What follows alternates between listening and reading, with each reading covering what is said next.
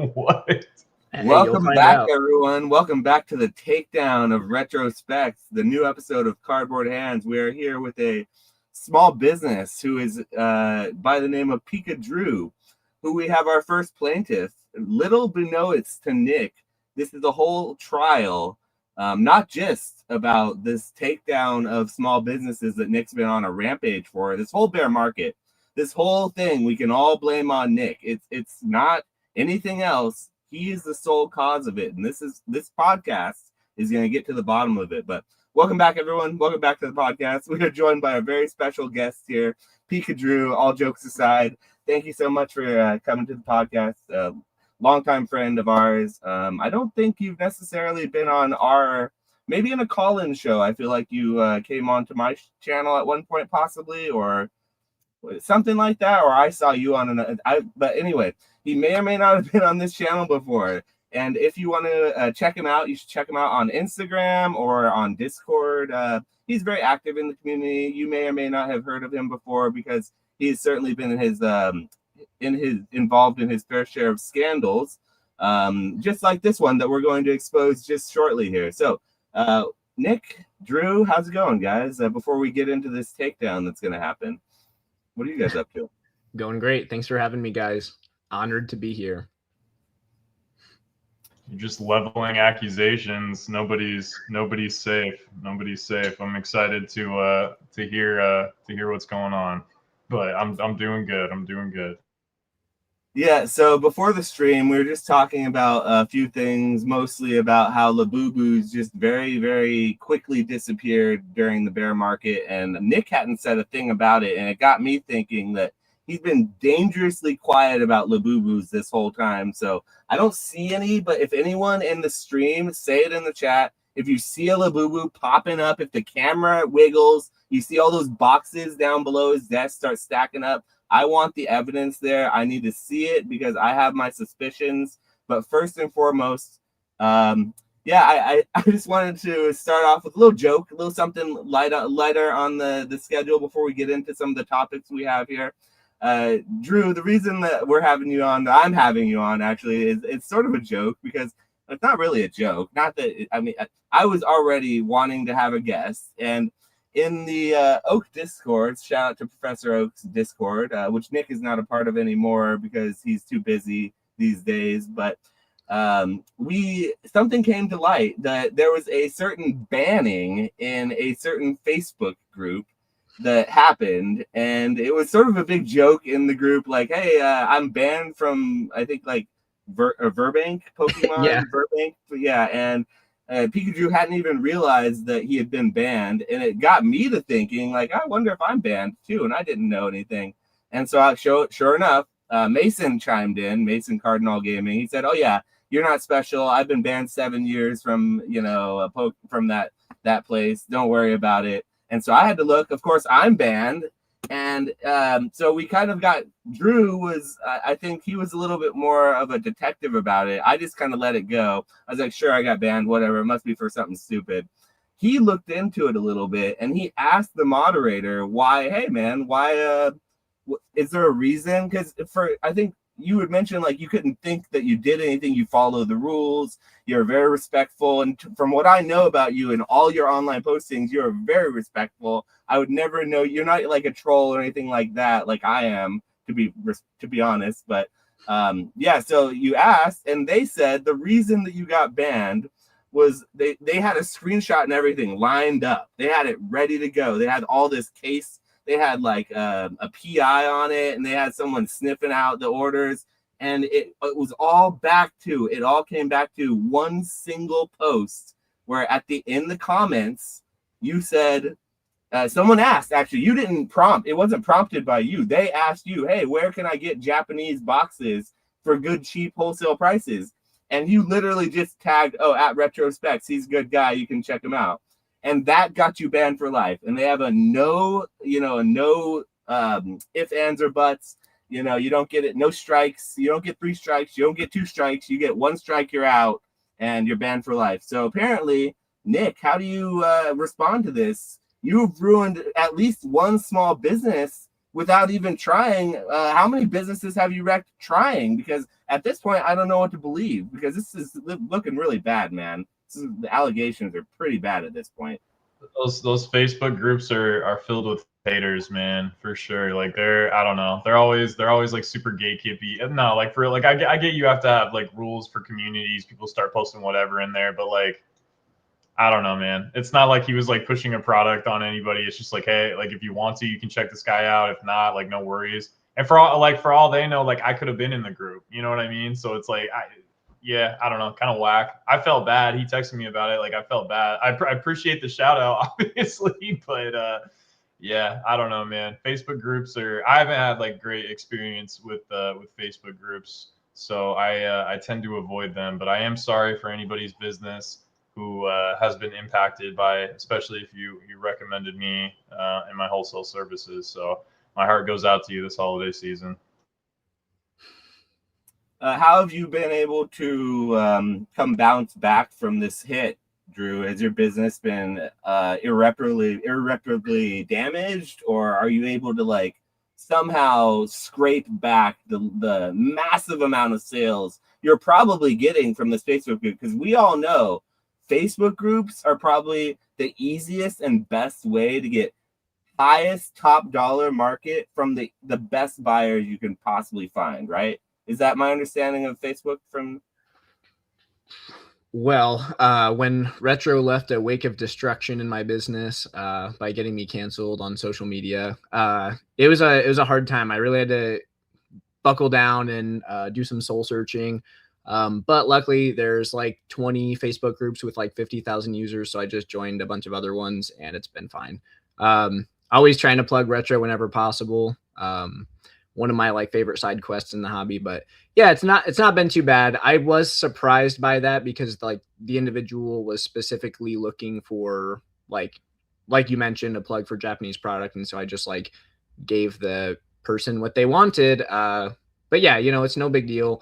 I did do a lot of business on Verbank, but luckily I do a lot of like recurring purchases from like bigger sellers, and so I'm like social with them on and off of Verbank or whatever, so it's no big deal. I don't know if I should keep name dropping the Facebook group, but like I feel like a similar thing would happen in like pretty much every Facebook group. To Retro's point, like they can be a little bit touchy. I don't know if that's like the power going to their head or if it's just like they do have to police the community to keep the riffraff out. So I don't know. I'm not too hurt. Yeah, I mean, it was honestly the reason why I wanted to do this topic. That sort of joke led into me thinking about, like, is Facebook a good place? And it's oftentimes the first place that new sellers go to sell.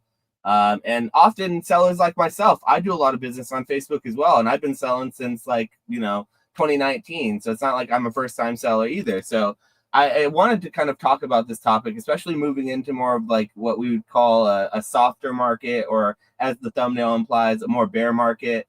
I would like to sort of talk about different platforms that you like to sell on and get your guys' thoughts on things like selling online versus selling in person versus selling in groups versus selling on something like eBay where you're paying fees, but they're doing all the processing and they have a great engine behind them and everything, and what the pros and cons of everything are. And we may have sort of touched on some of these things in the past, because on this podcast, I always really like to kind of focus and encourage people to just be able to be liquid and sell their cards, because a lot of what we enjoy in this hobby is not just the collecting aspect of it, but the ability to sort of buy and sell to sort of either fuel more collecting or fuel other passions you might have in your life. So I did want to kind of get your guys' thoughts on that after having that little joke intro about Verbank. And I'm also banned on Verbank. I didn't look into it as much, but after looking into their strict rules and guidelines, I know that I plugged this YouTube on a couple of occasions,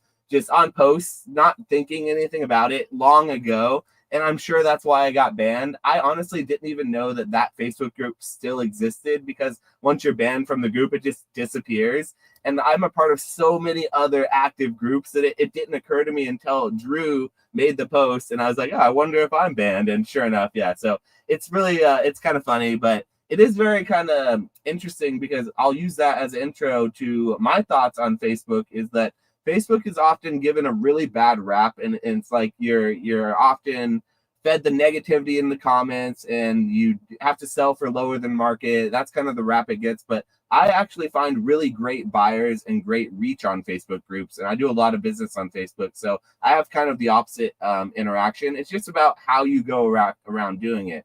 In my experience, as long as you're not just like doing everything in the comment section, you actually message people, DM them personally. Once you connect with them on these groups, you really don't have anything to worry about. People are people. You're going to either make a deal or you're not. And it doesn't matter if it's in a Facebook group, if they're right in front of you, if it's on eBay. I mean, a person's going to, once they find your product, if you can make a deal with them, I feel like it doesn't matter where it goes. So it is what it is. But what are your guys' thoughts? Where do you like to do the most business?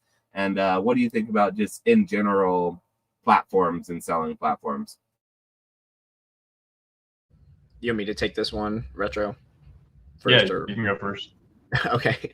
All right. So I think Facebook can be a powerful tool. I know that there's like, I think I've heard you guys talk about like questioning like the level of scalability that it has.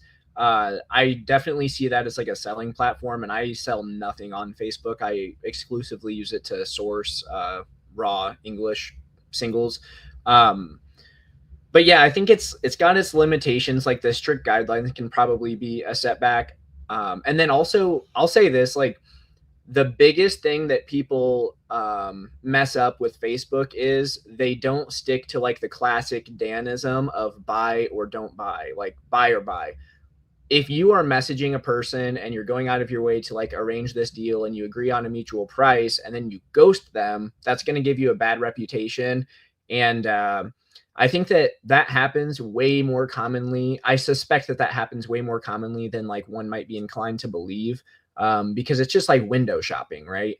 I like to drive past the Porsche dealership in my area, but I am not going to go waste a salesperson's time because I know I'm not buying a Porsche anytime soon, right? So with that in mind, one should probably not message sellers on like a $15,000 lot that the seller's already got listed at 85% market value, waste their time asking for more photos or negotiating further and then backing out of the deal. Like that makes you look bad. It wastes their time. And also that kind of gives the platform a bad rep too, when it's just like stinky buyers. But yeah, I mean, so you have to like conduct yourself like professionally. I hate to say that because this is Pokemon cards, but also like if you're operating a business, you have to treat it as a business, right? But yeah, for me personally, like I'm buying a ton raw at card shows on Facebook. And then right now I'm primarily selling on eBay, and through Fanatics has been a pretty big one for me recently, not to like blow up that spot or anything, but yeah, that's been a pretty like successful advent. I think it's just like a social media pipeline. So I don't know, but I do think, going back to that point, like the way you interact with people on a platform like Facebook is super, super important, because you don't want to mess that up for yourself in the future. Because like we mentioned with the groups earlier, like people care very much on places like Facebook. And so maintaining a good reputation is paramount. So. Yeah, I think the one thing Facebook is good for is like some of the smaller card games like DBZ Score, or just like, you know, like niche dead kind of stuff. Like that's pretty much like the best way to get in contact with other people that are like interested in that kind of stuff. So if you do have those kinds of cards, I mean, obviously you can list them on eBay, but a lot of the time, like there are like a lot of sales that go on in those kinds of groups. So if you have like higher end cards in some of the more like niche markets, being like at least well known enough to where people trust you in those sorts of groups is pretty good. But yeah, I mean, me personally, like I love eBay. I feel like eBay just has the best back end. Like you know, I don't know about like live streaming, but at least for, you know, selling items and then shipping them out and have everything like built into one, like eBay is just the best to me. Like I've used Walmart, I've used TCG Player, and I just feel eBay does like the best job at like matching you with a buyer. And 95% plus transactions, like you never hear anything from the buyer. Like they buy it, you ship it out, and you're good to go. That to me is infinitely scalable. Like Drew said, like spending time like messaging people, going back and forth, like all that sort of, it's just, it just takes up too much time. Now, like the other side of that is you can potentially find like really good deals on there, because like chances are, and I don't mean to make like super broad generalizations, but like chances are the kinds of people that are sitting on social media, which is what Facebook is, like whether or not you're going on there to buy and sell or not, like it's social media. Chances are the people that are spending a decent amount of their time on social media don't have a ton of capital, and so or are not busy, are not working, are not running like a massive sort of business. So those kinds of people are going to probably be willing to take like less of a percentage on whatever it is they're trying to sell you. So like you could potentially find some like crazy collections because someone's like, well, I don't really know how to sell on eBay, or otherwise I'd be like breaking this collection down myself or going on TCG Player or whatever. Like I don't have any sort of like reputation. So I'd rather just come on here on Facebook, throw this, these pictures of this binder collection up or whatever, and hopefully someone will offer me an amount of money that's like attractive to me, regardless of whether or not it's 70%, 60% of market. So if you have like more time and like that's a lot of your business model, like you can probably find like crazy deals on Facebook. But yeah, just for the time value trade off. Like for me, I don't really do anything. I haven't done anything on Facebook in a long time.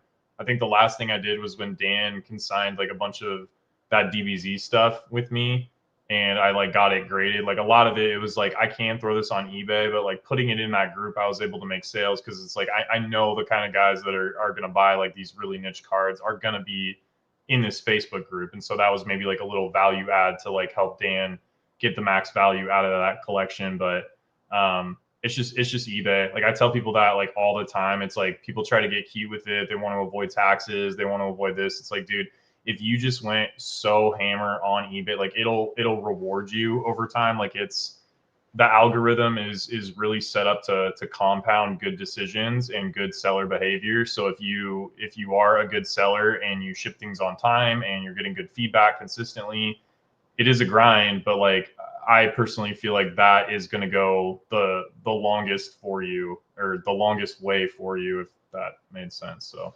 anyways.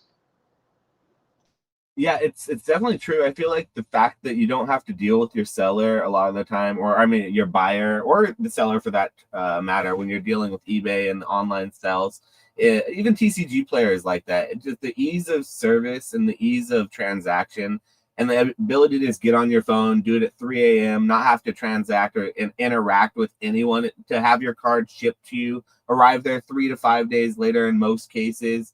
Sometimes with tracking, sometimes not, depending on the platform. I don't care one way or the other. For me, I think tracking in the TCG industry for orders under $20 is one of the most like toxic things in the entire industry. And I hate seeing anything for like $20 or less get really even just shipped in anything but a PWE. But it's just bad for the environment, and it's just bad it's a bad expectation from the buyer to the seller, in my opinion. But that's a whole nother story. But definitely, that's why you got to see on eBay. They got those tracked envelopes, bro. Tracked envelopes on eBay. If you that's do it on the beauty TCG of Player, eBay too. Like, there's another thing that eBay has going for is that under $20 tracked envelope. That's just it's 99 cents and it's tracked. It's like the best service I could ever imagine for trading card selling. Like they own, that's a whole nother rant for a whole nother podcast, but eBay owns TCG Player. Why don't we have the tracked envelope on TCG Player, which is the same company? Okay, that's a whole other thing. But no, me personally, I don't actually do a lot of online sales these days because I have so much success at my own personal, like I'm in California, right? So on the west coast of California, we have a smorgasbord of different shows that we can go to locally. I have 3 different shows locally to choose from within an hour drive from my location just this weekend. And this is the slow season for shows during the holidays. So like, it's never a drought for me when it comes to sourcing. And in person, the biggest hack that I've ever discovered was when I started like getting tables at Collecticon and being able to source things for like 70, 80% of the lowest market price I could find. Because you have to consider, like, when you're buying at 80%, on Facebook groups or on all these whatever Instagram transactions, most of the time it's TCG player lists that the buyer provides that you as a seller just either have to take it or leave it. And you buy it at 80% of their prices. When it comes to shows, I'm going to spill the beans right now about vending. But like when you're sitting there comping out a collection, you don't have to take the highest last sold on comps. You put a little sticker on the card for what you agree upon on the last sold is for each individual card. You as a seller should do your diligence, look up the lowest last sold you could possibly get to protect your downside. It's not about being scummy. It's not about scamming someone out of another $10, $15. It's about protecting your downside, the risk of having to take in that card, then deal it to someone else, find the collector, the market changing on it one way or the other. That's just how it goes. So that's also a whole nother story. But I personally don't do anything online anymore because I do have such success sourcing just as a vendor, having one table typically at a local show each weekend. I get things coming in. Almost anything I could ever possibly want or desire comes walking up to me. You might think like, oh, well, that way you really have no choice over what you get. You just kind of get what you get. But so much stuff is out there in this TCG market right now. There are so many pieces of shiny cardboard, which is something that gets lost on some of people in the YouTube space and the investing space because the values are so high on some of these pieces of cardboard. But really, guys, there's so much of this stuff out there that like almost anything walks up and there's always more or more opportunity that comes up. So I really like selling locally and in person because then you get 70% prices and then you can sell at a full market without any fees or any sort of besides whatever you pay to be at whatever your show is. So that's always been my my big inclination. I do have to push back though. I will say like time, like the amount of time it takes to vend, like you might be like potentially undervaluing your time because it's like, okay, well, if I can buy like 151 packs or something for 70% at the show, or I can buy them at 80% from the comfort of my house and get them like all shipped to me, and I can get more. Who cares about the 10%? Like in my mind, like I'm like, okay, well, I'll figure out how to like make margin at the 10% to like save my time because the time I can use otherwise to be doing that to the 10% differential, like it doesn't really matter. Why not both? Yeah, I mean you can do both, but like past a certain point, like vending is capped, which is why most of the guys I feel like that are doing vending on a really big level, a lot of like what's driving revenue for them is like content. So like it's, yeah, we're vending and we're doing these big deals and all this sort of stuff and we're sponsored by all these different card shows, but like we're getting hundreds of thousands of views, and then that's driving like sponsorships that are also paying us on our like hour-long vendor. That's a very POV small percentage of the vendors. All the money is being on the buying side. I know, but selling cards. What's buying cards at these conventions?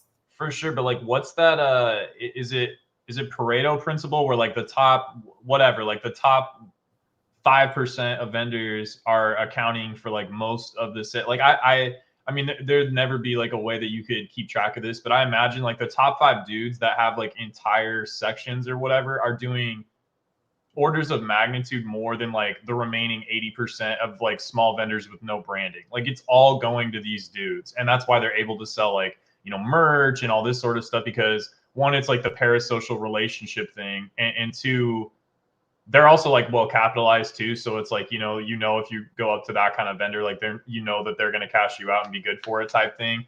But I would just say like focus so much on your time. Like people, I can't remember.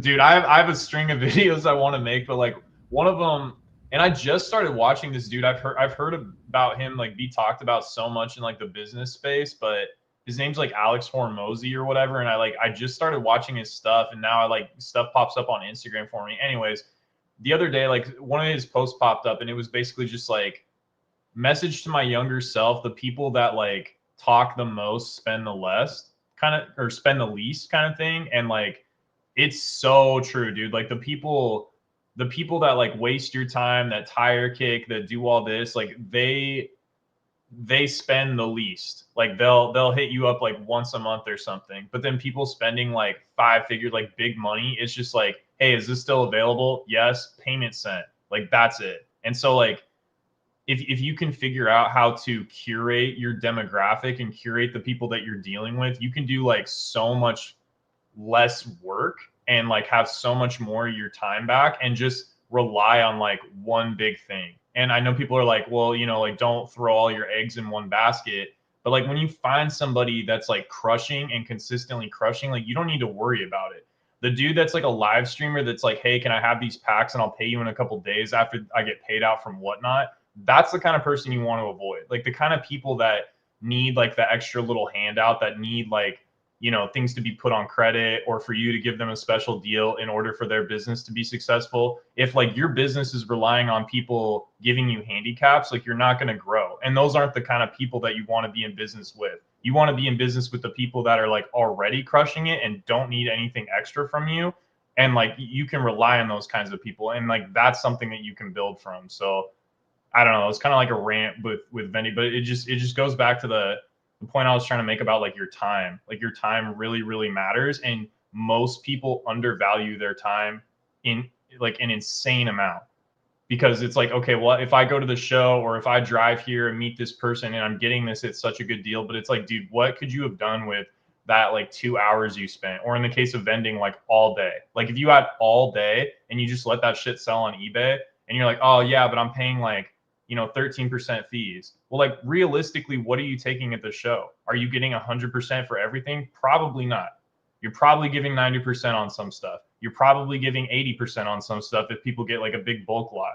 So it's like, well, would you rather have the good feeling in your head that you're not paying fees, or would you rather have someone else sell your items for you while you get an entire day back to like grow your business? That's just how I think about it. But, you know.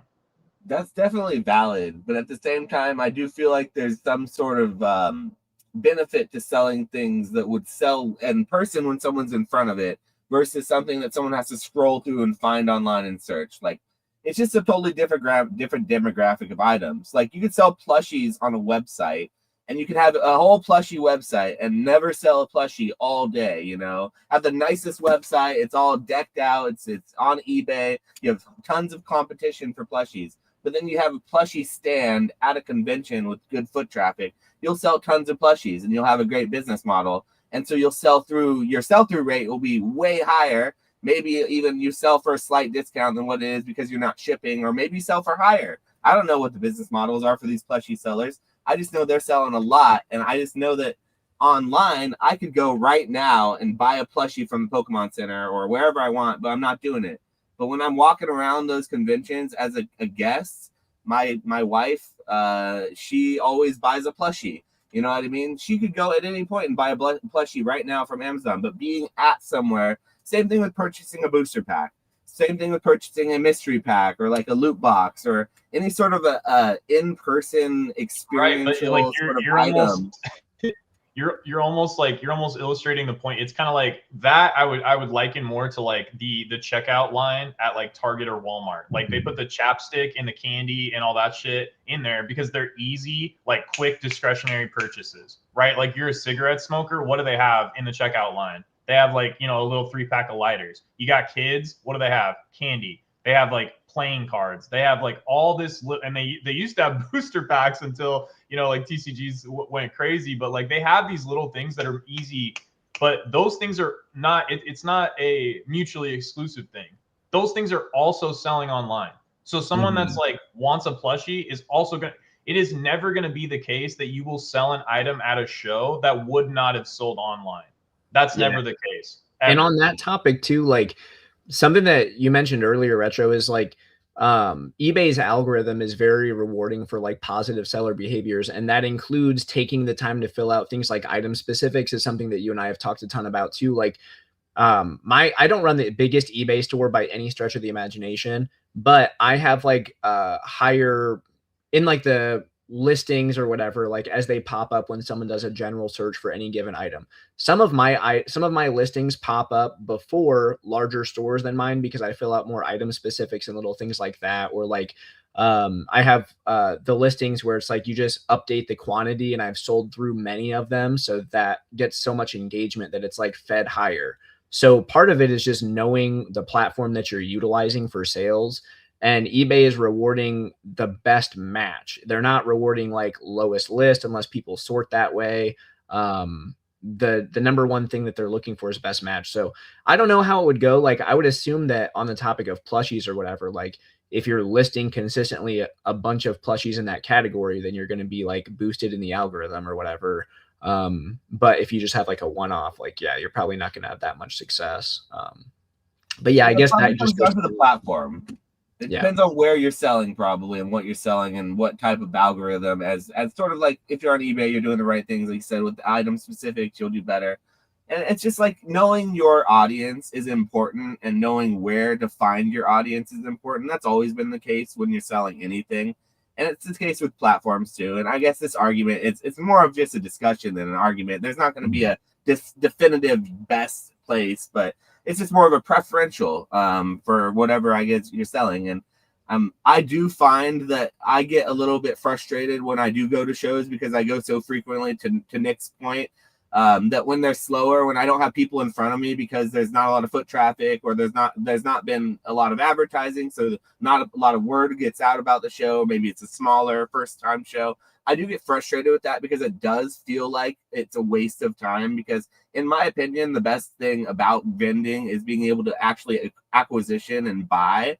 Being able to buy at shows is so much more valuable than being able to sell. Being able to sell is something that's like, it's helpful, and I do sell a fair amount at shows too, but being able to buy is really, really beneficial at the rates that you can when you have a table. And it's just kind of that's where I feel like more of that money is made. It's just a different strategy. You can do that walking around too. Like it, I know there are people that literally will just buy tables and say like buying, and stuff walks up, but like that's not a guarantee. Like it's not a guarantee that like some crazy shit is gonna walk up every single time that like will even out what you paid for the table. You can go to most of these shows for free, unless it's like, like Front Row or Collecticon or something. But if it's a local show, just go for free. Spend an hour there, source. That's guaranteed. Like it's almost impossible for you to not find something that you can buy from somebody's table, but you can do that for free. Cost you like an hour of your time. And then in the background, like you're just selling good items. Like you know what your margin is, you know what sells through quick. You're listing that on eBay. Plus, it's like you're doing double work. Like a lot of the time, like I used to do consulting for like SOP. Like I would write SOPs for businesses, and like one of the things, actually, like my girlfriend told me this because she used to work retail, but like they'll tell you in corporate retail for like SOPs, you never double handle things. And when people price based off eBay and then sticker stuff, you're literally like, in a way, you're double handling. If you're pricing based off eBay, you should be listing that item on eBay because you've already priced it based off eBay. You know what I'm saying? So like when people go and sell stuff like, oh, claim sale in my story, claim sale on Facebook, where are they getting the market price? eBay. And if the card's like $150, they're like, well, I'm selling it for no fee, so I'll sell it for $140. But you just priced it at $150 on eBay. You see what I'm saying? Like you're literally like, it feels better in your mind. It's this weird mental block thing. It's like, oh, okay, well, I'm not paying fees here, but you're still paying shipping, and you're paying a fee by like spending your time going back and forth with somebody, taking the picture versus comping it on eBay, making a listing, uploading scans, and then you're done. And then eBay will do the work of like finding you a buyer. And that little like 3% differential, because you're probably discounting it 10% if you're selling it off platform. And that's the other thing too. Buyers going to eBay to buy items don't go, well, you're paying 13.5%. So, like, or buyers going to eBay don't go, well, you're not paying anything at fees, so can I get a discount? They're just buying the item. People buying stuff off of eBay are always going to ask for a discount because they know you're not paying selling fees, right? Like it's all this mental block, and it's to the same shit that Dan says about like make a business, do stuff right, get your reseller permit, all the like crunchy stuff that people don't want to hear. There's not a single person doing big business that hasn't checked those boxes. It's not sexy. It's not buying a box for $80 and then watching it go to $500 overnight. But that kind of shit is how you grow. And the mindset shift is almost more valuable than like the stuff that you're buying. So like if people can get out of like trying to nickel and dime stuff and just figure out how to push volume, that's what's most important. You know what I mean? And like, yeah, sorry, I don't know. I'm going on these rants. But I get so upset when I see people selling for 70-80% off of these platforms, and not upset, but it irks me so much because, or talking about how people will only sell at 60, 70, 80% to like get by, because I personally don't subscribe to that theory. I would rather hold on to an item that I bought at 80% or 70%, sell it at 100% basically of market and put it in my case. So I definitely, or just put it online and sell it for 105 or 110%. I don't know why people are so like anti-selling things, collectibles that don't have actual values that are set in stone for either higher or lower than the market price. I feel like a lot of the things, if you're selling good items, good collectibles, good graded cards that are rare, not just common, you can charge 110%, 120% market in a lot of cases because they're not as easy to find. I mean, it's just because collectors, they want something. If it's a harder item to find, you can charge more, even if there's a last sale for less. And so I don't know why people get so hung up on the market price being a plus or minus 10%. It does irk me, though, when people go 80, 70% because it is a waste of their time. And it's just like, why are you doing that? Well, hold your horses, big guy. I highly encourage everyone to sell to me at 70 or 80%. I think that's a fair deal, but to that point, it's like something we like that was brought up earlier is like the people that do good business, you don't hear from them that much. And part of that is like being well capitalized. You have the ability to not have to negotiate as hard or whatever. I would also argue that like having a good reputation gives you a similar advantage. So like a specific situation that I'll talk about is like I have a show this weekend that I only go to source, but I go there every single month, an hour before the show starts, because I've got a few vendors that allow me to pick through their inventory an hour early while they're setting up, because consistently month over month, I'm putting several grand in their pockets. Like I just show up with cash. They let me check out the cards. I pick out the gradables, pay them, and we're on our merry way. They still crush the show the remainder of the day, and I have inventory to send a Dan or send a PSA, or, on the off chance that I haven't thoroughly checked a card, which rarely happens, that's something I can throw up on my eBay store. So part of that is like the reliability to liquidate at high volume too. So if someone has like a $6,000 lot they're trying to offload on Facebook, I guess just as the example, there's like the more expensive a lot becomes, the less capitalized buyers that becomes accessible to. And so one might be inclined to sell at a lower percentage just to force liquidity or a forced liquidity event on that specific lot. So you're muted, man. Nick will be right back. He just lost power, so I hope we get him back here. But we'll move on to the next topic because this is something that I was actually curious to hear your take on this. I actually don't even know if Nick knows about this either, so we may have to go back into this again.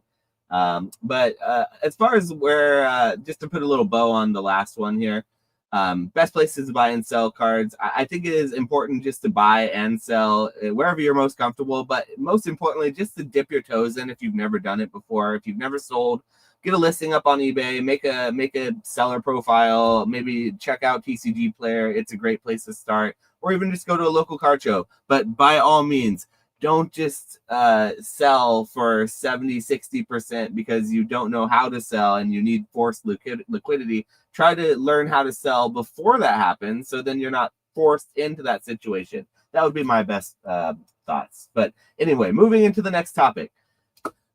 This is something that's been on every YouTuber's plate this last week or so that it's been going around. But as of the last month, PSA started their PSA buyback program, which was sort of a program that's been rolled out by PSA where when you get your cards graded, the same company, allegedly the same company, it seems like, though they sort of are implying that there's a separation there behind the company who actually, we'll get into this as the details come out, but PSA was basically offering many people who grade cards with them to buy back their cards at a set percentage of market rate.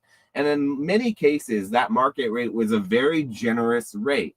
And so that was not necessarily the head of the scandal. That was just sort of what was happening. But before the scandal that we're going to talk about happened, what had really been the concern with this program was there were conflicts of interest that existed between PSA, the company that was grading the cards, and then the company that actually graded the cards, going in and being a platform to then offer to buy and sell those cards that they just took in and graded.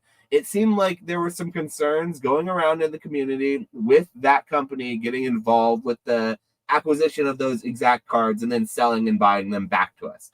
And then just recently, the scandal that just came to a head sort of proved some of those fears, or it didn't prove them, but it definitely made them feel more valid, because as of just about a week ago, there were about, I think, 17 cards in a submission that were upgraded from, okay, sorry, let me go back. A gentleman submitted many cards to PSA. I think there were 30-something cards of the same exact card. It was a Pikachu Zekrom Tag Team GX, just for reference. The gentleman sent them all to PSA, and many of them were gem mint contenders he had felt, but all of them came back either 8s or 9s, with very, very few gem mints in the initial submission.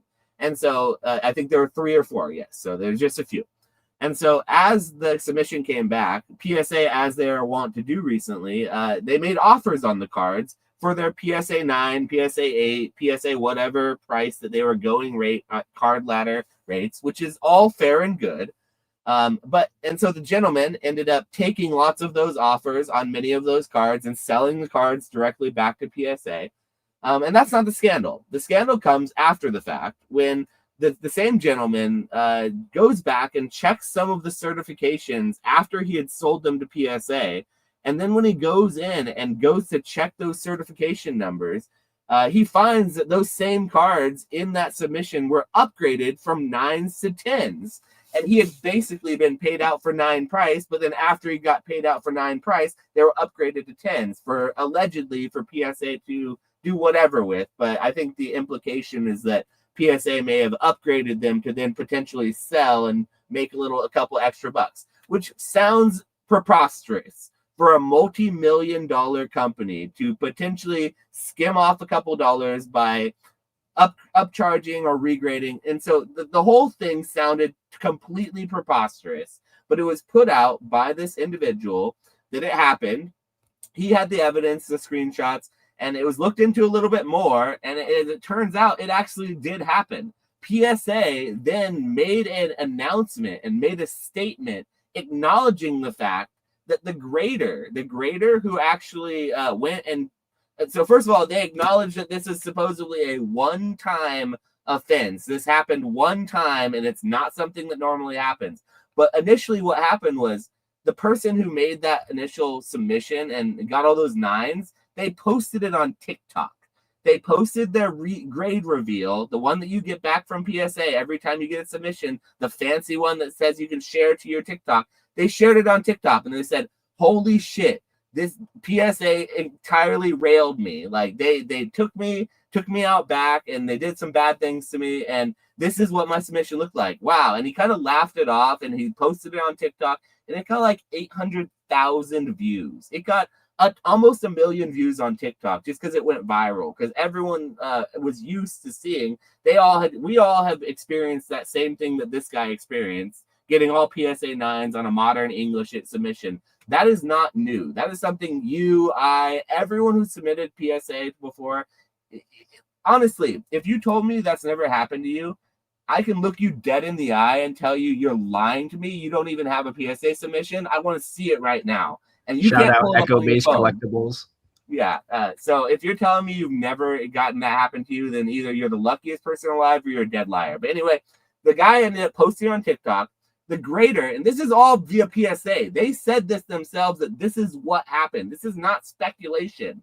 The grader who viewed that TikTok, allegedly on his time off, I hope it was on his time off, otherwise he's on TikTok scrolling and doom scrolling while he's working, which I would, no one's doing that, right? No one's going to listen to this while they're working.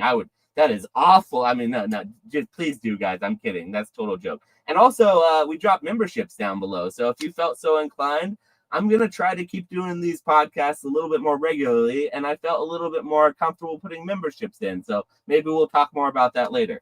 But the PSA, the gentleman who graded the submission, or who regraded the submission, allegedly found that TikTok post that the original submitter put on TikTok. He saw all the grades, and here's what PSA says happened, he thought that those grades seemed unfair. And so he went back through and he personally took it out of his time and his day of grading to go and review the entire submission. And this is not something they do after the fact, by the way. This is something that happened that should not happen. This is not in their quality control checks. This is not their process that they've stated before. But he supposedly went in, took his time, reviewed this submission, and upgraded like 17 of the PSA 9s to PSA 10s. And so it was just like, what? And so they admitted to doing this. They said it was something that should never have happened. It was a one-time thing. And they said that's how it went down. And the entire community is in an uproar because of this. So I'm curious, did I miss anything in that story, Drew? Is there anything you could add to that? Because I feel like it's just, there's a lot to take in with that whole situation. Like from start to finish, it's a lot. The allegation is a lot. The admitting of the allegation by PSA. I mean, not even that. It's Nat Turner himself responded to this. It wasn't just some random like customer service agent. The owner, the CEO, basically, not the owner, the CEO PSA, he came through and responded to this. That's how serious it was for them. So, but yeah, did I miss anything on this? Do you have thoughts? Yeah, I don't think you missed anything, but bro, I wish that they would go back and review some of my submissions. I'll tell you that much. I know that nobody was like hurting more when finding this out than Echo Based Collectibles. Shout out to him. But yeah, it's like I have a lot to say on this topic. Like, number one, I'm not like a big drama guy. I do not engage in this section of the hobby often, I'll say. But like, let's not pretend that PSA doesn't have like the most shady things going on out of any like grading company that exists. It's just like the most liquid and commands the greatest premium. And so you're not going to catch me talking bad about PSA. Like, I spend tens of thousands of dollars a year submitting cards to them, and I love utilizing their service. Though, you know, they've damaged my cards and not said anything before. And under Retro's tutelage, I just like don't raise a ruckus about that kind of thing or whatever and just keep it pushing, right?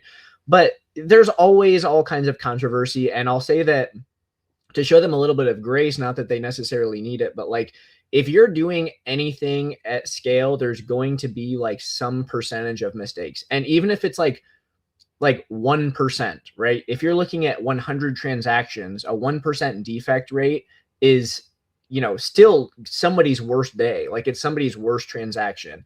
And so when you're looking at some like a company or entity as large of a scale as PSA, like they probably have a sub 1% defect rate when it comes to like large scale issues. Now, do they misgrade cards constantly? You know, every submission, there's at least one or two that like filter through the cracks.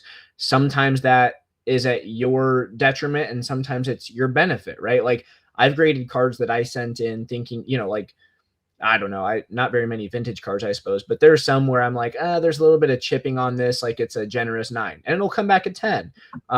And so sometimes it works out in both ways, but nobody ever like runs a muck about that. But with all that said, and this isn't me like kissing Nat Turner's feet, he doesn't need that from me. Like, the dude has it all going on. But I just think it's I've seen a bunch of hoopla while buying on Facebook, ironically, of like businesses in the space, quote, shutting off their submissions to PSA. Like, these people have probably sent like 4 submissions because they've been in the hobby for like 6 months, but they have like a profile picture that looks like they're a bigger business than they might be. And they're saying that, like, breaking news, they're stopping their submissions to PSA. They'll no longer be sending because of this scandal. It's like, what are you talking? Like, it's not that big. I don't want to minimize it for that person. I would feel extremely betrayed if I was the dude that this happened to, but it's not going to happen to you statistically. Like, it's so unlikely.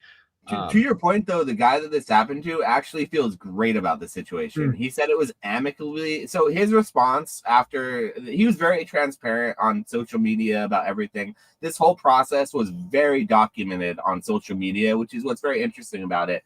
I feel like it's a very transparent process from his perspective, and he feels like he wasn't slighted at all. So, like, the guy who got slighted feels like he wasn't slighted. But I think it's more so of a trust matter, and it's more about like the fact that this is something that people were like really, really concerned about. It was like this deep, dark rooted fear that people in the hobby had that were like conspiracy theorists about PSA, because I felt the same way. Like I agree with you about PSA. I think for the vast majority of what they do for the hobby, it's just easy going. They mess up on some things, but that's expected from the volume that they push out, and it is for the majority of it an easier experience for the consumer, and that's why they command a lot of the premiums they do.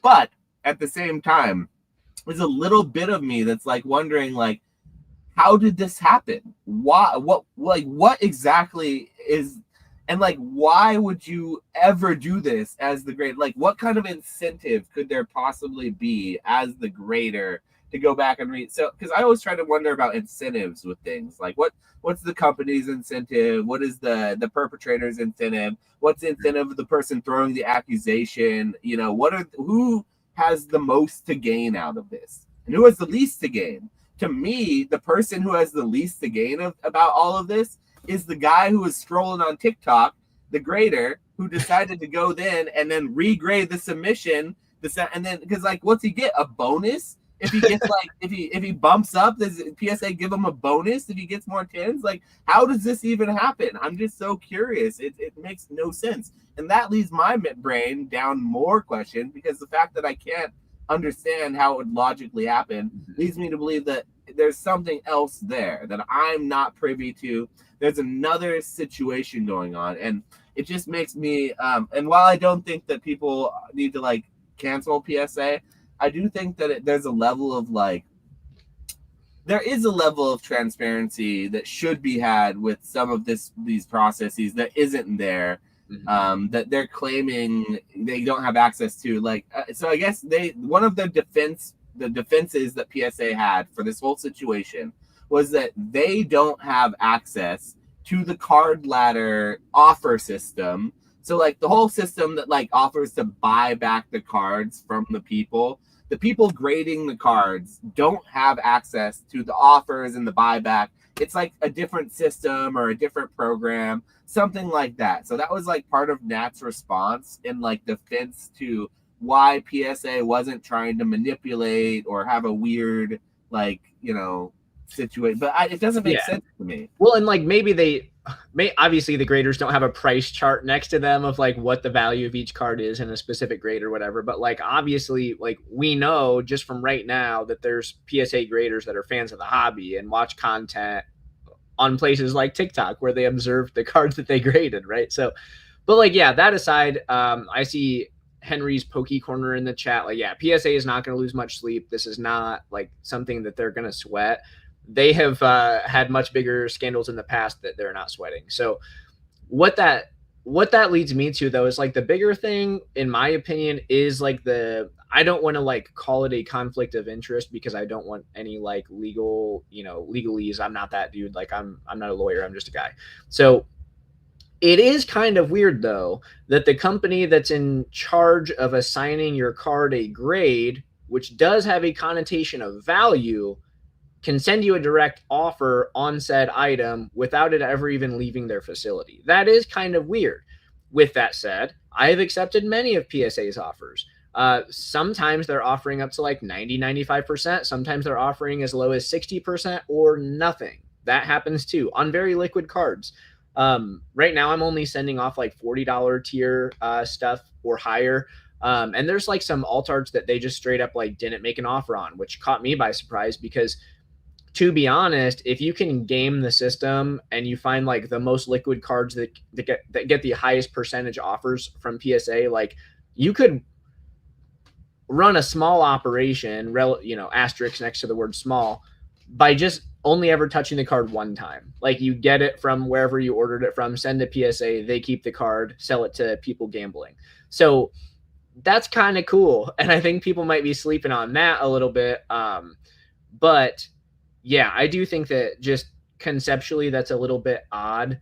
I don't know, man. That is the thing that I think people should be more concerned about, but they're not, because those mystery packs are fun and addictive, and everybody's on the hook for those. Like, yeah, I don't know. That's what I think the bigger concern is, but it is concerning. I would agree.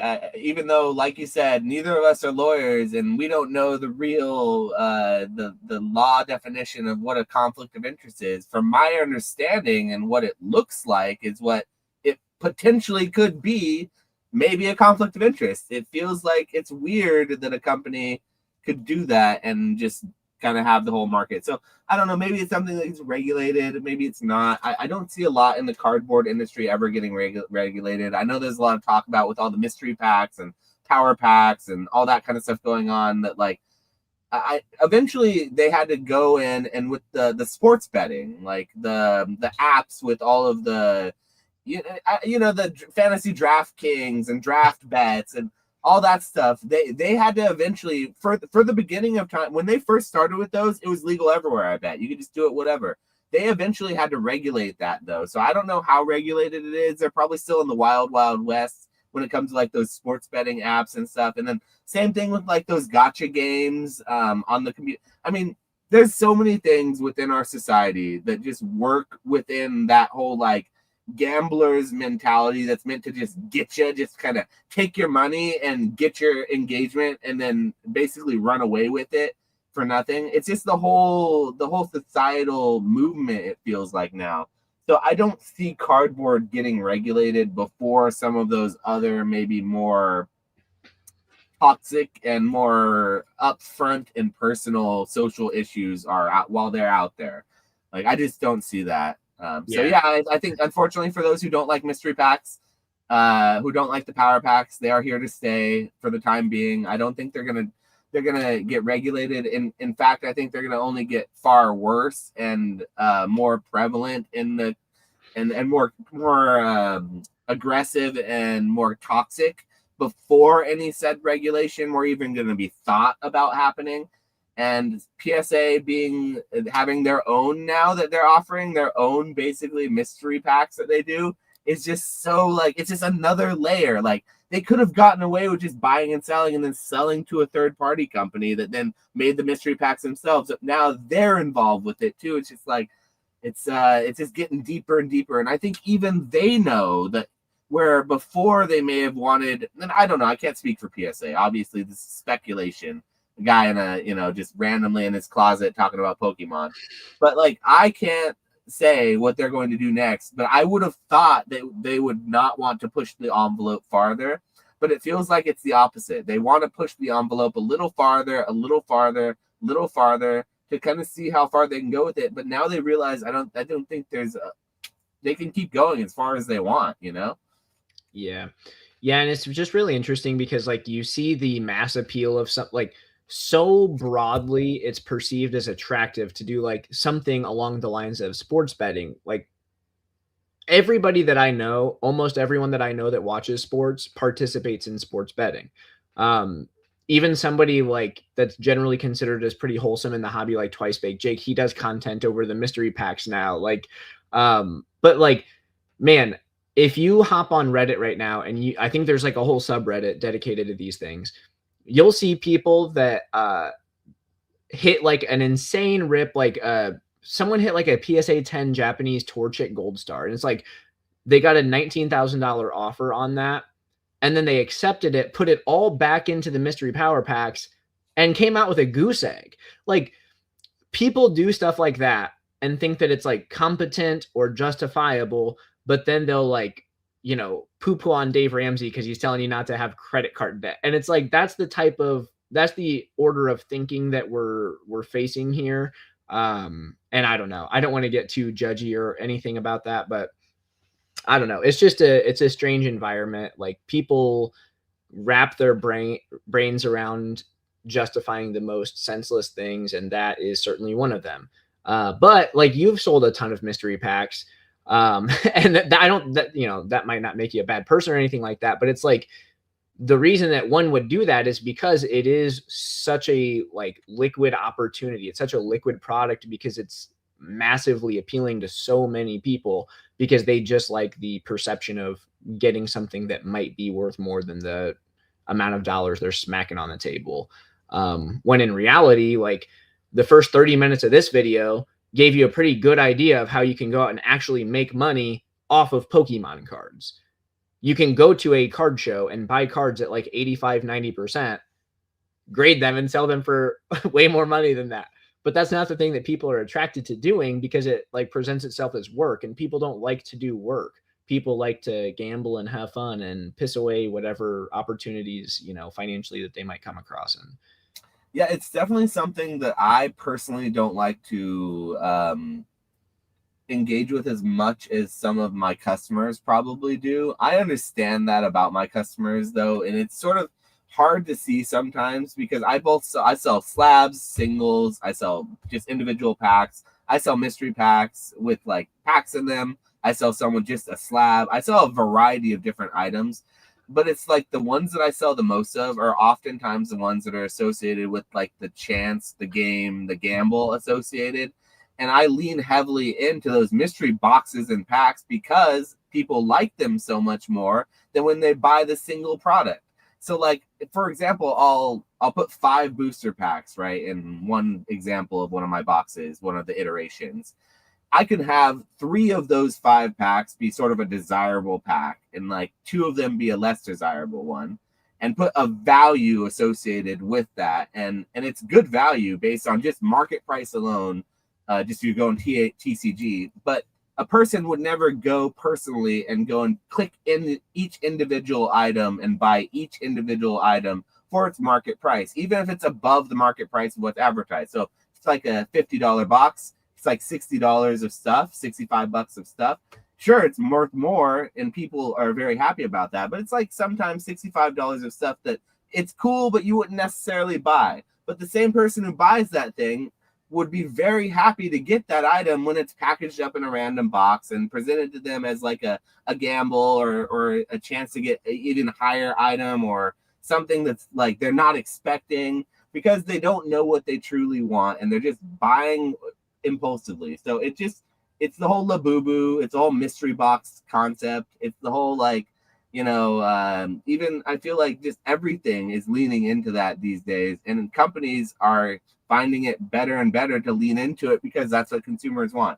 And I don't know what the answer to that is. Like you said, it's not on me to be judgy about it. I mean, for God's sake, I sell the things, so I can't be judgy about it. So I clearly am not the one to say what to, but I just see what my customers look for and what they want. And while I tell them when they're right in front of me, just buy the singles, buy the slabs, don't buy packs, don't even open packs for. They say, sure thing, old card shop. I'll take one of those boxes you've got right there, or one of those gold bags that has like a slab in it that is just a random like CGC slab. And like they'll open it in front of me and be genuinely happy with what they get. And I'm just sitting there looking like, okay, this doesn't make sense to me because that's not how I interact, but I'm glad you're happy. So yeah, it's one of those things. I do lose a little sleep over it. And not sleep generally, not literally sleep, but I just question some of the decisions people make when interacting with just not just this hobby, but in general with how they choose to entertain themselves. Yeah, I agree. But it is what it is, right? Like they're grown-ups that make choices with their money that they earn. So yeah. I don't know. Speaking of grown-ups utilizing the money they earn, is this a good opportunity for my show and tell? Yes, I wanted to move from this topic to maybe the next and use this opportunity to kind of have a little intermission and discuss that we are potentially not getting Retro back because he lives out in the boonies in the sticks of Washington, and he lives literally in the woods. And so I think like an owl flew into his power line or something, or something terrible happened and he lost power, so he doesn't think he's going to be able to get it back. But I do want to still do this topic if you're down to, because I like talking to you. I value your opinions. I think this is something you can actually specifically talk on a little bit, because like this is something, this next one I want to talk about a little bit about the next generation and where Pokemon leans thematically, not necessarily as much about the market, but more about like Pokemon itself. But I think you had something interesting that you wanted to show, and I kind of want to use it as a little segue here. Yeah. What did you? It'll be a great segue. So a lot of folks may know that well, I don't know. Probably not very many people actually know, but I love like species collecting, and it's ironic that we're not getting retro back because this is like the opposite of everything he stands for. But my go-to dude is Scyther, and I did kind of like chop off some of the lighter weight stuff for my collection recently, but I was like in the top ranks of the PSA set registry for several years.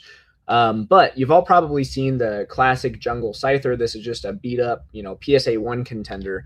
But I think 2 years ago at this time, a formerly longtime collector that had been in the hobby went through his huge backlog of stuff that he had, and he found a test print sheet that he owned of white border jungle cards. He took them to a third party. This is all like well documented. And the dude is like very upfront about the process and stuff. He took his sheet to a third party like printing facility to get cut by like production level equipment or whatever. Then sent those cards to CGC to become authenticated. I purchased one of those, and I successfully crossed it over to PSA. This is several months ago now at this time, but this is a white border test print. So again, the difference is like obvious, like yellow versus white, right?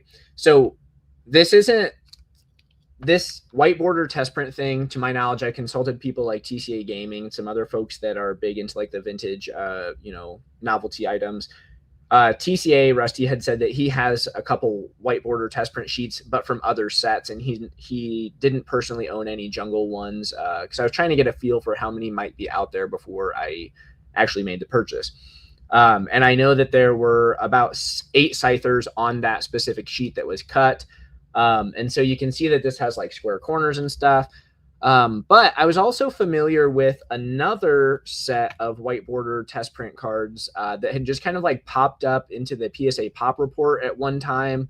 There was never really a big stir made about them existing. Like just people who were nerds about the PSA Pop Report knew that they had just suddenly appeared. One that may have gotten like a little bit of talk about it was like a Pidgeot, and it was like all beat up and crunched up and stuff. Well, I don't use Instagram, and so I sometimes use my eBay store as a like a I don't know, like a flex, but really just like showing other people some cool stuff that I have. And this kind of gets in the conversation of like not everything on eBay is as for sale as other things. So sometimes I like to post like cool stuff that I have on my eBay just to like show where it's at, right? And this being one of them. Well, when I listed this card on my eBay store, another user actually reached out to me saying, "Hey, cool card. I have the same one." And so I'm thinking like, okay, it must be one of like the 7 dudes that has them in a CGC slab or something like that. No, it was actually in a PSA slab. And the interesting thing about it is it didn't have square cut corners. So it was not at all from the sheet. It wasn't cross graded. It had like these rounded corners, very beat up. And as a matter of fact, it's right here. So you can see that. I'll just show them side by side. Where did he get it? What did he say? What did he tell you? So this individual, his dad, when he was a kid, worked at the printing facility and had brought home, it's common knowledge that Wizards of the Coast employees brought home like, memorabilia or items like from the Wizards shop as part of their compensation package. This guy left the factory with a white border test print sheet, slapped it in the living room floor to his son and the neighborhood kids, and they just got out, safety scissors and cut out these cards and played with them and lost them to time, whatever. So this individual that had reached out to me had this card from his childhood from cutting up this sheet, and it's in absolutely horrific condition. Like there's like a smudge on the bottom. I mean, it's creased, but this is from the original sheet that was like in circulation, and this is part of that wave that had hit the market without people really like noticing unless they were studying the pop. But that goes to show. I don't know. Hopefully I'm still here. My computer is being super weird right now. Okay. Anyway, sorry about that. But that goes to show that there's not 8 or 7 or whatever Scythers from that sheet. There's actually 9. So plus 1. I don't know of any other copies of the Scyther. The guy said that this is kind of like the last card that he had from his childhood, and he was like pretty on the fence about selling it, but he did end up working with me to make a deal. And I think that, to our point earlier, like the funds that he received from this card are going to benefit him in life a little bit better. But I feel super, super lucky, super blessed to be able to own. I think I'm the only collector that will, knock on wood, ever be able to own a test print Scyther from both of the known sheets that have ever been in circulation. So I don't know. This is like my nerdy geek out moment. I'm not going ham as a collector right now. I'm like very heavily leaning into the business side of things. But this I saw as like a very, rare opportunity to have, and I did not want to pass that up. So very, very excited to have one from each sheet. I think it's a cool piece of history. Yeah, and the fact that they're from like separate sheets, and you've kind of confirmed that they're not from the same sheet, because you would expect it would be from the sheet you knew about. Mm-hmm. That makes it also a really bit of a cooler piece, because it's not, if it was from the same sheet, you might not care as much about owning another one because you already have one from that sheet. But it is kind of cool that they're both. So yeah, thanks for sharing. That's really neat. Yeah. I was suspecting it was something Scyther related, but I'm not disappointed, not in the least. So this next topic I want to get into just a little bit, even without Nick, because I feel like your perspective may even be a little bit better than his on this, because you have a little bit more of a hand on the pulse of the younger generation in a sense. And so I don't have kids. I don't talk to kids as much. And so I just hear about what I see at the shows and what my friends who have kids and their interactions are with Pokemon. But from my perspective, it doesn't feel like the newest, youngest generation, or even the more recent teenage generation that like my age when I was into Pokemon, it doesn't feel like they're very organically into Pokemon like we were. It feels like the ones who are into Pokemon are very much so into it because their parents are, maybe they were introduced to it by someone who is, and it's something that's really driven by their 30-plus-year-old millennial parent. And so it led me to believe, or led me to this sort of line of thought or questioning for the topic. It's like, does Pokemon rely too heavily on nostalgia to last the long run? And so what I mean by that is I'm wondering, when was the last time we had a really innovative, good Pokemon game that came out that really caught the zeitgeist of like the video gaming community, the younger generation, or really caught hold in general of even the Pokemon generation who really likes, like us, who likes Pokemon and would like obsess over it like we do over the cards? And furthermore, it leads me to believe, what is it that like draws new generations in? And it's like, I can't for the life of me think of like what it is besides the nostalgia that we from the 90s are leaning on. So I do feel like I hear a lot in this hobby that people think that Pokemon is a multi-generational and like a very, very strong IP because it's like something that transcends from one generation to the next and has the possibility to last 100 years. But like in my eyes, as much as I love Pokemon, I don't see it. And I'm curious, am I just like blind because I don't have kids? I don't see the younger generation. Is the younger generation like really into Pokemon enough that you think it would carry this franchise into the future? Like all these heavily invested and very, very, in my opinion, biased people who own the product seem to really say a lot. And look, if you're listening to this, you're like, dude, this guy's calling me out just because he doesn't, think Pokemon's gonna last doesn't mean it's not. And I'm not saying I don't think Pokemon's gonna last. I'm just wondering, like, if we didn't do something to kind of catch that next generation, do we lean too heavily on Charizard? Do we lean too heavily on just Gen 1? Like, that's always the joke. But as someone who deals with the younger generation far more than I do, I'm very curious on your take on this. What do you think about this? Yeah, so some context I'm willing to share. I'm an educator, so I've been working in the public education sector for 7 years now, going on 8. And prior to that, like when I was in college, I worked at a before and after school program too. So that's like 11 years of, I guess, exposure to like being able to gauge kids' interest in Pokemon. I haven't been an educator specifically for the purpose of market research, but it has been interesting to see. 11 years ago when I was in college, there were kids super pumped to be inheriting their older siblings' X and Y era binders.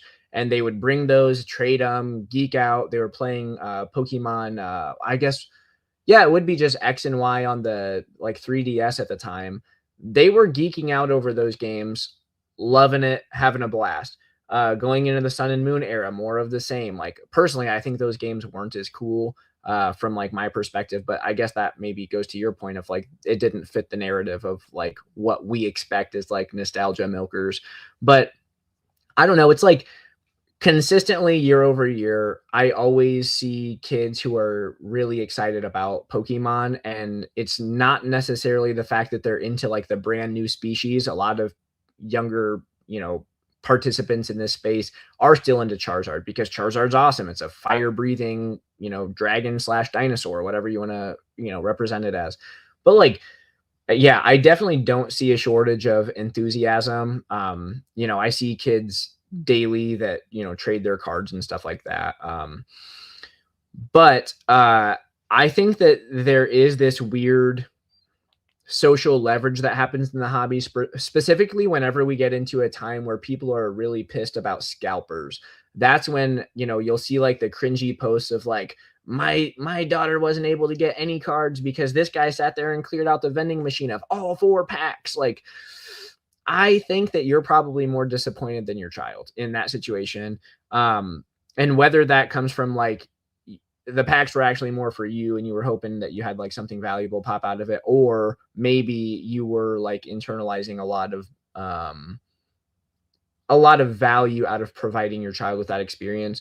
I don't think it's like necessarily shaped that way, but yeah, there's a ton of people very excited about the hobby that are younger. And personally, like I've played I think every main series game that's come out, other than like the Black and White era. I exited the hobby after Diamond and Pearl, re-entered in like the X and Y or Sun and Moon era. But like Legend Z to A rocks. That's such a great game. The battle mechanic is what I dreamed of when I was a kid, or pretty close to it, right? That they're leaning away from that now, though. Like they had such so good with that, but the general public, for whatever reason, besides everyone I've ever talked to about it, says they love that game and like loved it. But for some reason, it wasn't popular enough that Pokemon thinks they want to do it again. So like it's very weird to me that like they've gone back from that and gone and done this old tried and true standard method for game that I am biased because I guess you're saying that the kids are still into it, and that's actually very comforting to hear because like I, from my perspective, see a lot of teenagers at these local shows and I interact with them, but they're interacting with the hobby in such a different way than I ever did, and it seems like in such a disingenuous way that maybe I feel like it's biased me to thinking that there's not as much like genuine interest in Pokemon as what I think I see in my age group, because like I definitely see genuine interest in the older generation. They love Pokemon. We love that shit. Like you feed it to us through a tube, we're good. Puree that shit in a blender. It doesn't matter. You can give it to me slop. I don't care. Pokemon, anything. I'm all about it. But it feels like a lot of the other generation, they're a little bit more selective about it maybe. And I only see them flipping it. And I only see them wanting like graded cards, and hardly any of them still play the game. Like it's kind of like disheartening to see that. So I'm really happy that you're kind of making me feel the other way, because that makes me feel like maybe we do have a little more like of a generational thing. But yeah, and to clarify, I've still never met a child that actually plays the trading card game. I don't think that's real. But yeah, it's kind of like a contrived thing though. If you it's just what we consider to be authentic engagement. So I guess to that end, like why I don't necessarily see at my local card shows and stuff like that, we also have like some younger people that are walking around wheeling and dealing in both sports and like the trading card sector generally.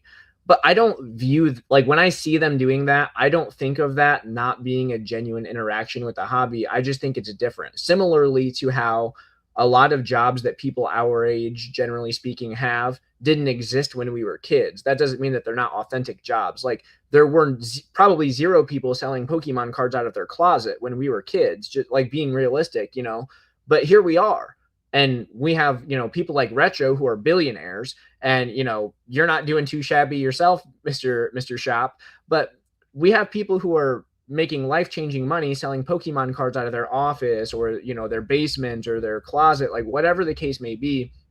And so to that end, we have people who are interested in Pokemon cards interacting with the hobby in just as sincere of a fashion. It just looks different than what was accessible to us at the time, when we were children, right? So I don't know. And that could get me into like the side tangent, but I'll avoid it, of people thinking that like flippers aren't like authentically in the hobby.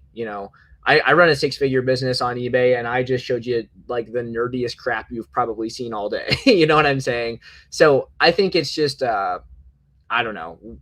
It's easy to get hung up on that type of thing, but I think that engagement is engagement, and for those kids, it's like, when I was growing up, my family had very little money. And so it was difficult for me to have access to Pokemon cards. But if I knew how to wheel and deal and I had a ride to a card show, that would get me exposure to way more Pokemon cards than I might otherwise have.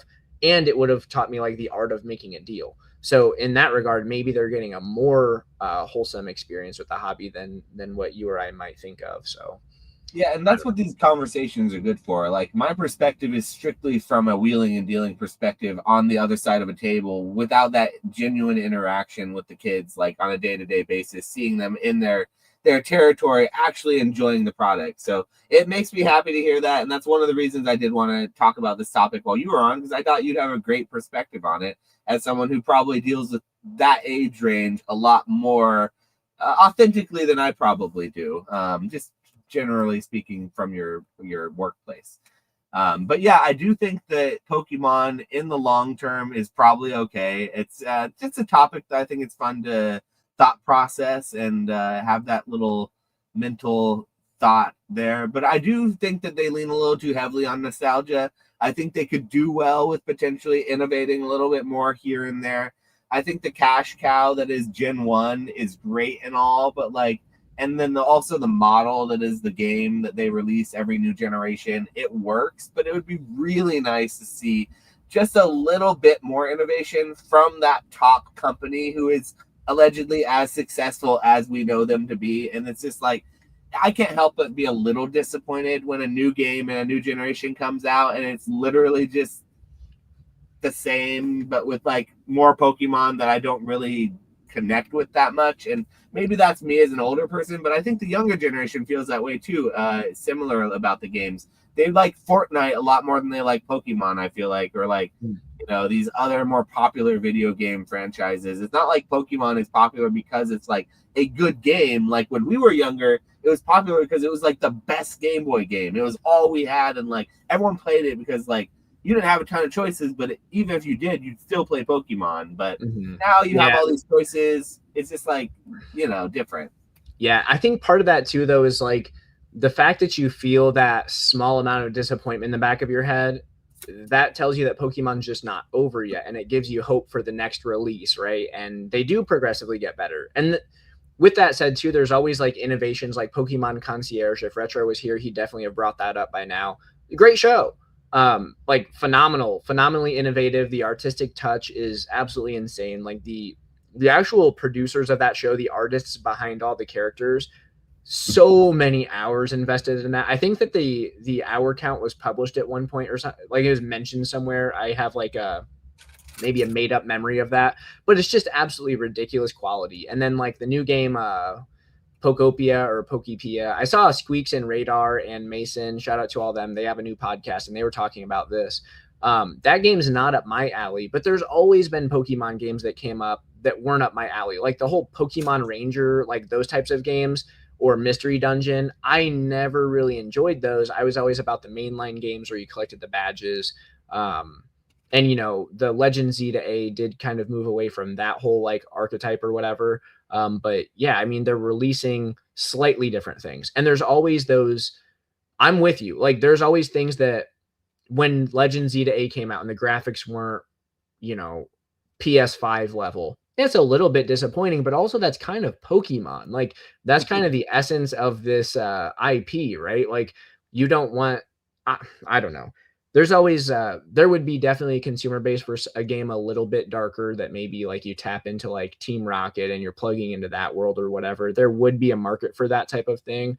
But like the whimsical analog, like suboptimal quality of the game. Even when Pokemon came out, there were better looking aesthetic games than Pokemon on the Game Boy. It was just the most addictive one. And getting to like Fortnite or Minecraft, those are the games that provide the biggest dopamine hit for kids who are constantly plugged into screens. Whereas like if you're playing Pokemon, they don't do voiceovers. I guess Fortnite and Minecraft don't either. So that's not a good like jump in an entry point for this. But like Pokemon doesn't do voiceovers. So you have to be able to read to play those games successfully. And like people like us, I remember getting Pokemon Red version when I was like 4 or 5 years old. And I was like pretty PO'd that I couldn't figure out the game because my, it wasn't designed at a kindergarten reading level. But that pushed me to like engage in literacy more and stuff like that. I always joke around with my coworkers that like Pokemon video games taught me how to read.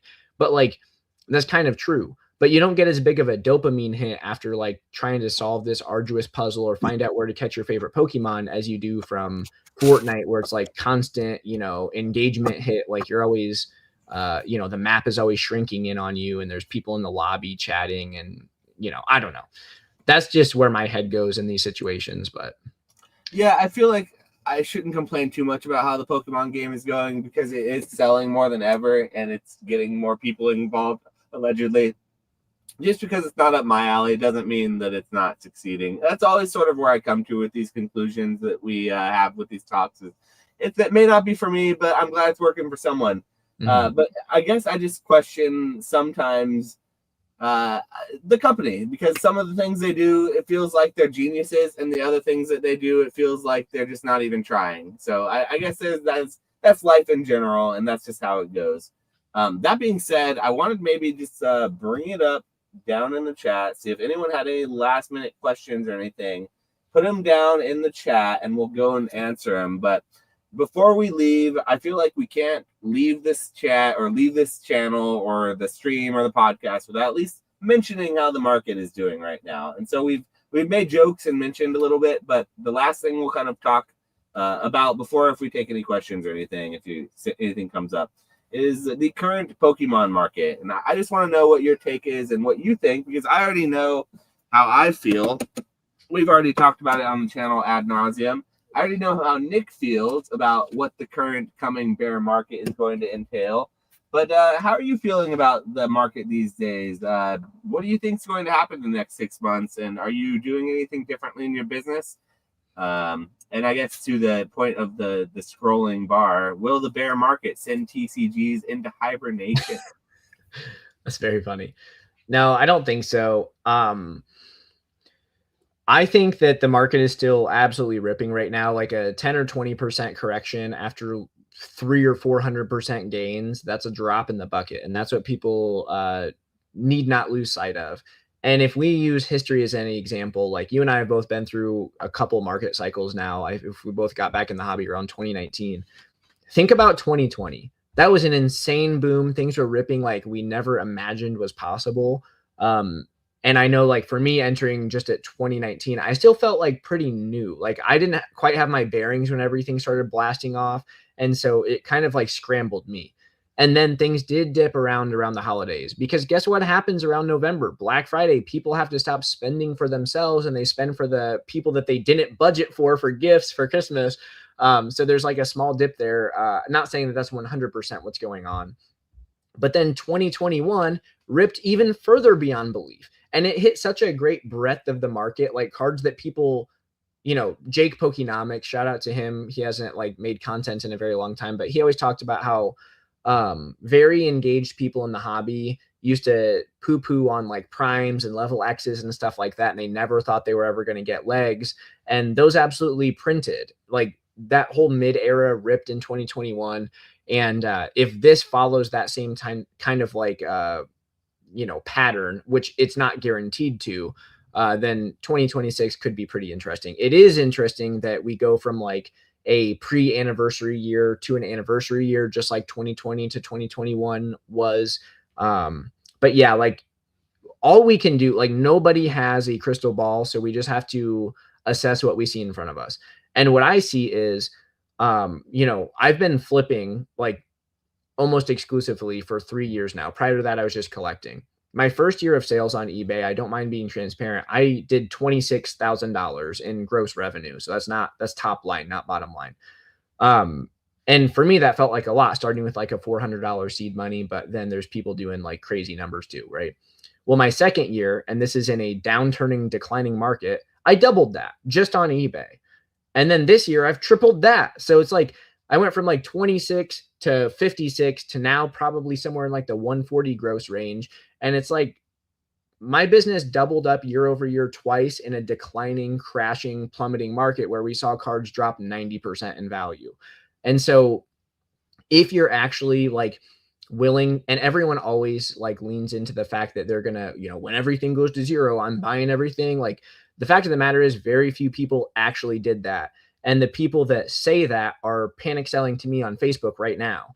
And I don't know. It's just, I don't think that things are going to go plummeting. They could theoretically, but there's margin to be made on the way up and on the way down if you position yourself accordingly. And so I don't think anyone needs to get there, Well, since Nick's not here to refute this too badly, I'm going to say things are still coming down a lot farther, but there's a lot, like you said, to be made on the way down.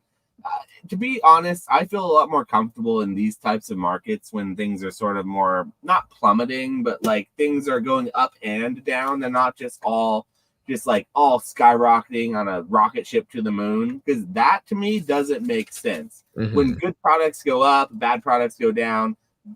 Products that were overdone or underdone, or when the market dynamics don't make sense and products stagnate, that makes sense to me in a market. Mm-hmm. That makes a predictable sense. Environment.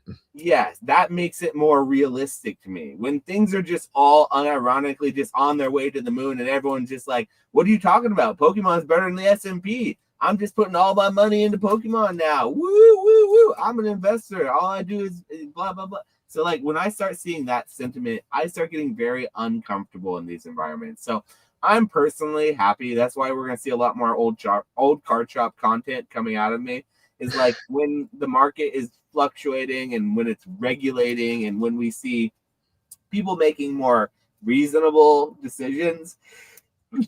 Excuse me. I have a lot more excitement and I have a lot more fun making content too, because like when the market's just going up, all anyone wants to hear is that their bad decisions that I feel like they're making are they want to be validated by that, and I just am not here for that. So yeah, it's interesting. Like Shug Nasty, he said vintage still performing well. Like everything is still performing well. Everything is. Some things aren't at their historic highs necessarily, but like everything is still performing great. Like when things vintage though, vintage will come down just like modern. I think that the people who are really like coping on the fact that there are high vintage sales still existing in this market, they're like, well, look at this, vintage is still really high. I think the fact that what they're leaning on is that sales. Here's the thing about vintage sales. When a modern card is $2,000 and the market price is $2,000, it takes a lot of sales for that $2,000 market price to move. But when it moves definitively. When a vintage card is $2,000 and there's only 43 of them in the population, when one single sale happens for either less or more than that card, it moves the entire market on that card and every card with similar populations of it. And then when the next big sale happens on another one, because the only way people comp those low pop cards is they look at comparable other cards with those populations and comp them off of those last sales that are recent. Right. And so it becomes this like weird system in vintage where vintage does have high sales, but it takes a little bit longer and it lags behind. But those swings can equally be large and they can equally be very, very large on the other direction. So they can go up large, but they can swing up to down. So like, for example, if in the next 2 to 3 months, a card that sold 2 months ago during the boom sells again in this next market, the entire market could change on that vintage card. It could go from a $5,000 card to a $20,000 card, or from a $20,000 card to a $2,000 card. Either direction, and depending on where that auction goes or where that big sale goes. So like I do agree that there are huge sales in vintage. No one can deny that. Happening probably every day. But I think that a lot of those lower pop vintage ones, they do move that needle far more dramatically. So like, while they do feel like, yeah, they're doing good until that next sale happens. And like, let's be real, how much market can a pop 46 card really, how much of the market could that really account for to actually represent the market in reality, you know? So yeah, and also like when we think about these huge market swings, you have to kind of think about it as like a liquidity event, right? So you mentioned earlier that it's a good practice for even the truest of collectors to know how to sell cards efficiently, and I agree with that. What we experienced in like the throes of 2022 and 2023, where everything was stagnant and the world was burning and people flipping were doubling up year over year still, what did happen factually was vintage became so much less liquid. Modern might have crashed and burned harder in terms of like overall pricing, but it was still extremely liquid. Like I was selling stuff on eBay. I was selling stuff to you for your mystery products. Like there's all kinds of things to sell everywhere. What you don't want to do is just bottle yourself up into things that are difficult to part with if you have to or want to. And like these really cool cards that I enjoy, like thankfully I'm in a position where I can afford to collect those things, but like in PSA, that's a pop 2 card and I own the entire population. But that doesn't mean that there's someone else out there who cares at all. And so that doesn't mean that I have a gold mine just because I have a low pop and whatever. Like that's something to keep in mind too. And a lot of the people that leaned into vintage, and this did get retro heated a lot of times, and I love hearing him rant about these things. I wish he was here with us now. The things that like the vintage folks leaned in on were that it's going to be a better investment over time. Well, there's a little bit of confirmation or confirmation bias, I don't know, that could be derived from that right now because we're seeing some record high sales. But that's after 4 years of bittersweet, you know, holding, if people did, which I suspect that most did not, unless they were collecting.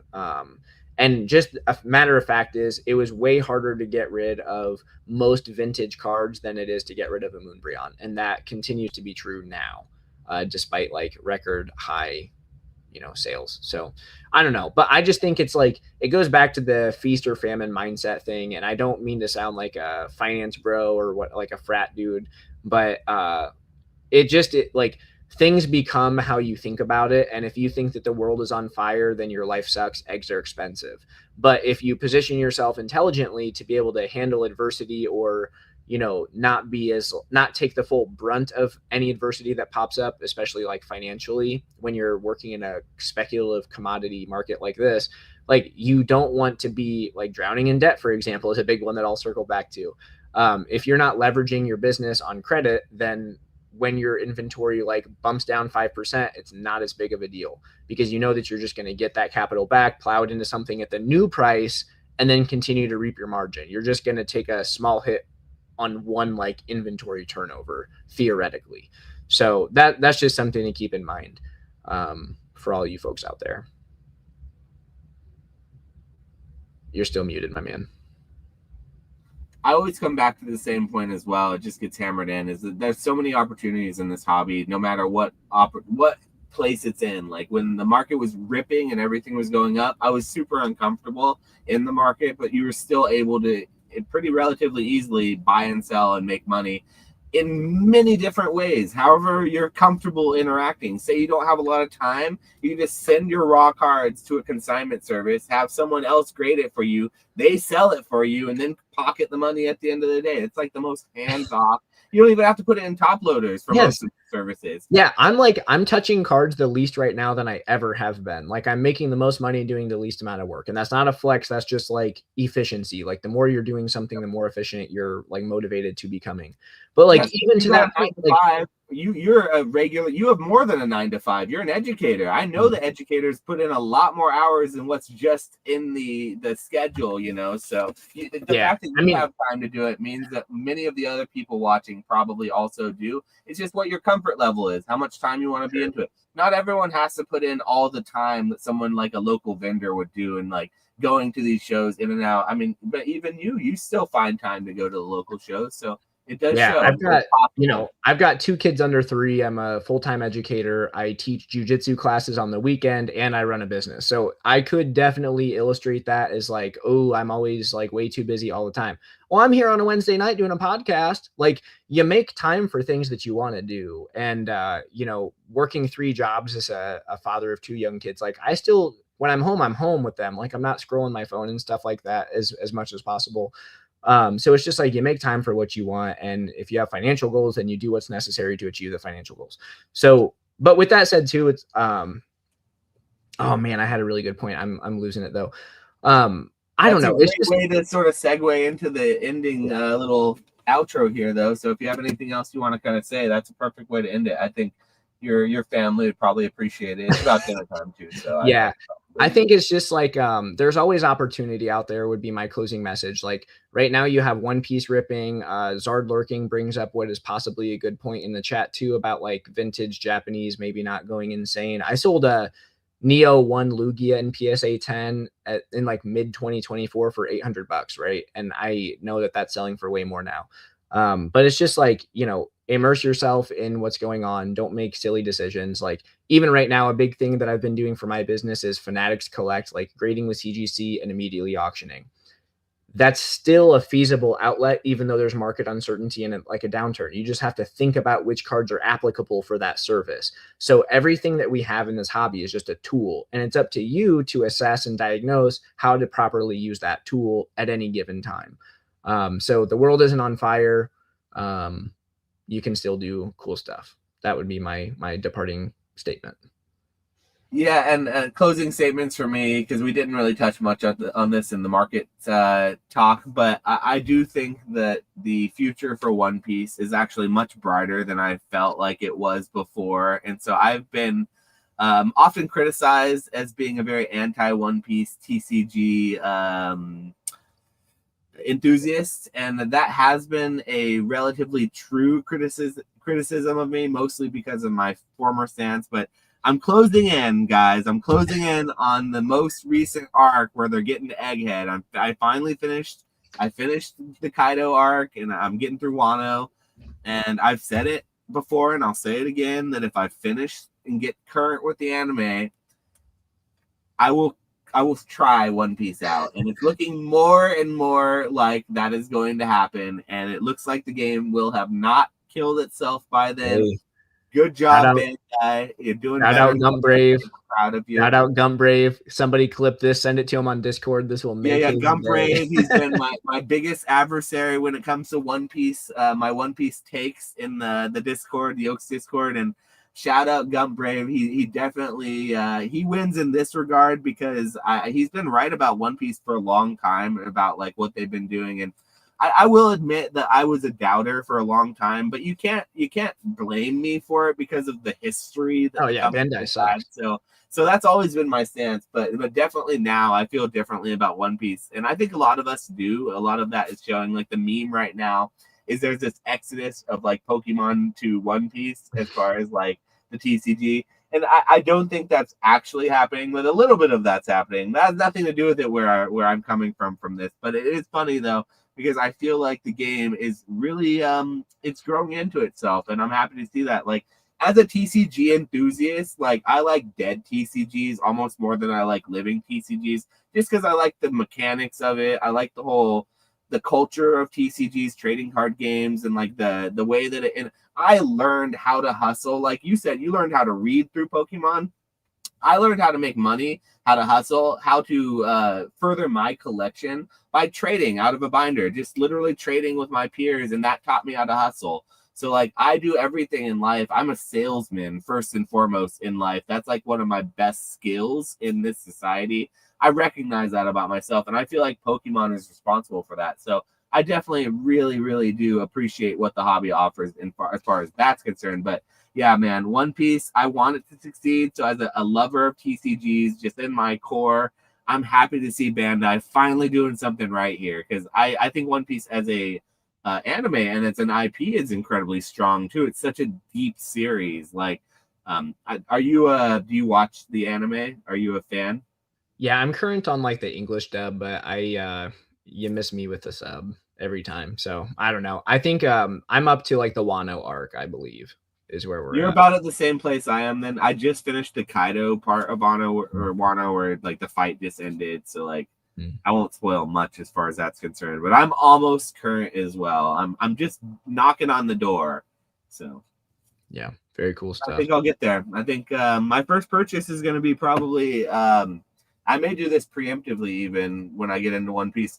I really like the specialty sets that they do, like the reprint sets that have all the like the cool arts and stuff. Just like when Pokemon does it, I love that aspect of like TCGs. So this most recent specialty set that came out, I think it's like I think it was like one set ago. It looked really good. I think it was like the 13th set, like OP 13. Oh yeah. That one looked really good. Like it made me really want to buy some. I'm like, wait, no, I can't yet. I gotta wait. I gotta get up to current with the anime, So yeah, it looks great and I'm excited. So yeah, excited to see where that goes.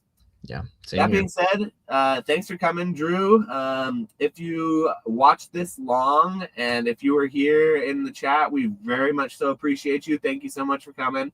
I'm going to go get some dinner, but leave a comment down below if you're watching this afterwards. Tell us what you think about the future of TCGs in this bear market looks like and what you're doing differently. And I hope you enjoyed this podcast, and we'll be back again soon with Retro. Unfortunately, he had to go because of his power outage, but Drew, you've been a great guest. So thank you so much for filling up that void while he's not here. And it's honestly nice having a different perspective. So thank you so much for that. Yeah. Thank you for having me, man. Yeah. And thanks for coming. We'll see you on the next one for sure. Yep. See you guys.